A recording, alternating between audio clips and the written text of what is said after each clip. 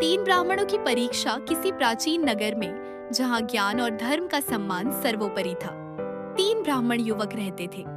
ये तीनों ही अपनी विद्वत्ता, तपस्या और सदाचार के लिए दूर दूर तक जाने जाते थे। पहले ब्राह्मण का नाम आदित्य था, जो वेदों और शास्त्रों के गहन जाता थे। उनकी वाणी में मधुरता और ज्ञान का तेज था। दूसरे ब्राह्मण का नाम भास्कर था, जो अपनी कठोर तपस्या और आत्मसंयम के लिए प्रसिद्ध थे।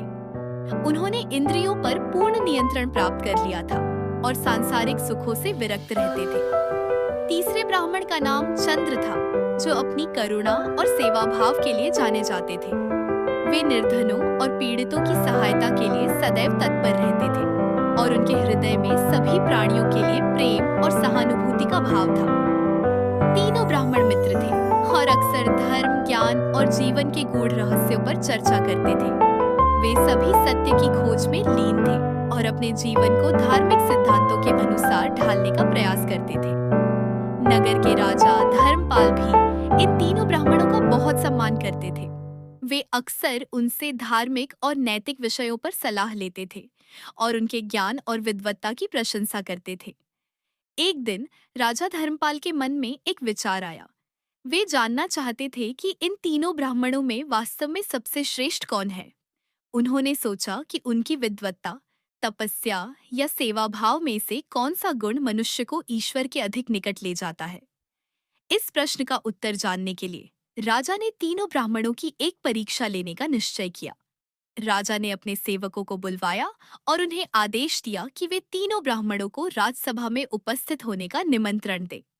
जब तीनों ब्राह्मण राजा के निमंत्रण पर राजसभा में पहुंचे, तो उन्होंने देखा कि सभा विद्वानों, मंत्रियों और दरबारियों से भरी हुई है। राजा धर्मपाल सिंहासन पर विराजमान थे और उनका मुखमंडल गंभीर दिखाई दे रहा था। राजा ने तीनों ब्राह्मणों का आदरपूर्वक स्वागत किया और उन्हें आसन ग्रहण करने का अनुरोध किया। जब सभी बैठ गए तो राजा ने अपनी बात आरंभ की।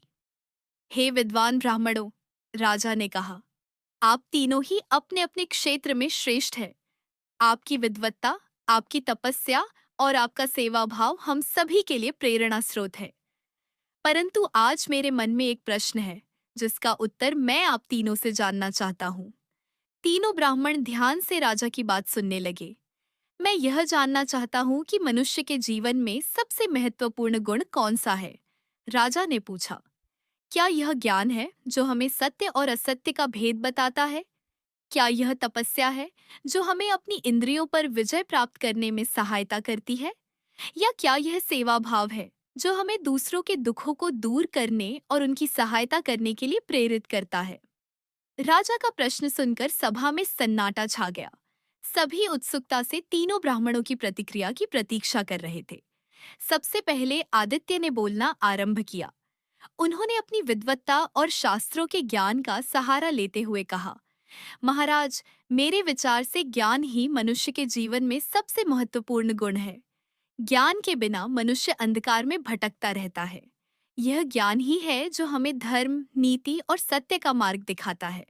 वेदों और शास्त्रों का अध्ययन करके ही हम जीवन के परम लक्ष्य को प्राप्त कर सकते हैं। ज्ञान हमें आत्मा और परमात्मा के संबंध को समझने में मदद करता है और हमें मोक्ष की ओर ले जाता है। आदित्य ने अपने तर्कों को सिद्ध करने के लिए अनेक शास्त्रों के श्लोकों और उदाहरणों का उल्लेख किया। उनकी वाणी में आत्मविश्वास और ज्ञान का प्रकाश था। इसके बाद भास्कर ने अपनी बात रखी।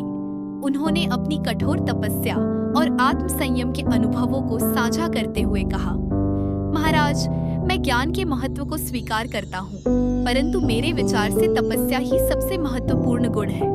तपस्या के द्वारा ही मनुष्य अपनी इंद्रियों पर विजय प्राप्त कर सकता है और अपने मन को शुद्ध कर सकता है। सांसारिक सुख क्षणभंगुर है और वे हमें मोह और बंधन में फंसाते हैं। तपस्या के माध्यम से हम इन बंधनों से मुक्त हो सकते हैं और अपनी आत्मा को परमात्मा में विलीन कर सकते हैं। कठोर तपस्या और आत्मत्याग के बिना आध्यात्मिक उन्नति संभव नहीं है। भास्कर के शब्दों में दृढ़ता और वैराग्य का भाव था। उनके शांत और स्थिर चेहरे पर तपस्या का तेज स्पष्ट रूप से दिखाई दे रहा था। अंत में चंद्र ने अपनी बात कही। उन्होंने अपनी करुणा और सेवा भाव के महत्व को बताते हुए कहा, दोनों के महत्व को समझता हूँ, परंतु मेरे विचार से सेवा भाव ही मनुष्य के जीवन का सार है। सभी प्राणियों में ईश्वर का वास है और उनकी सेवा करना ही सच्ची ईश्वर भक्ति है। जो व्यक्ति दूसरों के दुखों को समझता है और उनकी सहायता के लिए आगे आता है, वह ईश्वर को सबसे अधिक प्रिय होता है। करुणा और प्रेम के बिना ज्ञान और तपस्या भी अधूरे हैं। सेवा भाव हमें अहंकार से मुक्त करता है और दूसरों के साथ आत्मीय संबंध स्थापित करने में मदद करता है। चंद्र की वाणी में विनम्रता और प्रेम का सागर लहरा रहा था। उनके नेत्रों में करुणा का भाव स्पष्ट रूप से झलक रहा था। राजा धर्मपाल तीनों ब्राह्मणों के विचारों को ध्यान से सुन रहे थे। वे तीनों के तर्कों से प्रभावित हुए, परंतु उनके मन में अभी भी यह प्रश्न बना हुआ था कि वास्तव में सबसे श्रेष्ठ गुण कौन सा है। राजा ने कुछ देर तक विचार किया और फिर बोले, हे विद्वान ब्राह्मणों, आप तीनों ने ही अपने अपने दृष्टिकोण से महत्वपूर्ण बातें कही हैं।